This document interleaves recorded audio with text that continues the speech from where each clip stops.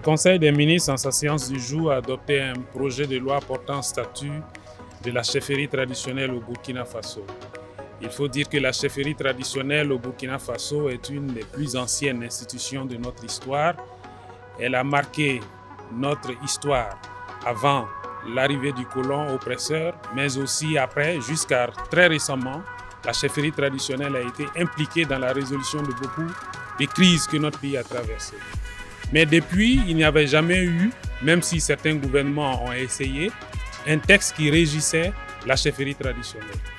Aujourd'hui, ce projet de loi vient clairement fixer le rôle et la fonction de la chefferie traditionnelle.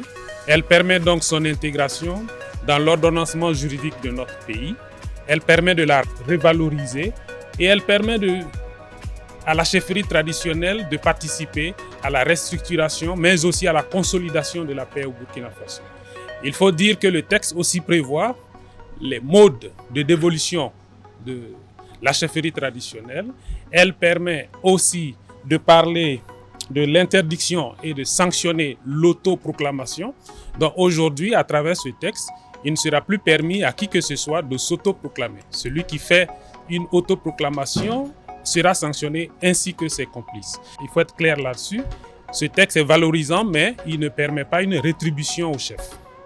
Il accorde certaines prérogatives, telles que le privilège de juridiction. Il permettra aux chefs d'être reconnus dans la société.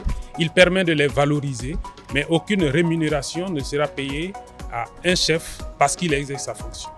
Le texte permet aussi de faire en sorte que le chef coutumier qui veut s'exercer en politique ne puisse pas le faire tout en restant chef. Il y a la possibilité pour lui de démissionner afin de pouvoir s'engager dans la politique.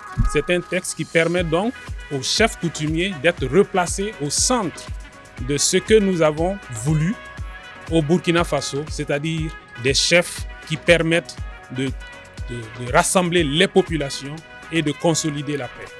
Ce texte qui a été adopté après l'adoption de la loi sur les journées de tradition révèle l'engagement du gouvernement à positionner nos traditions au sein de ce qu'elle a comme politique aujourd'hui.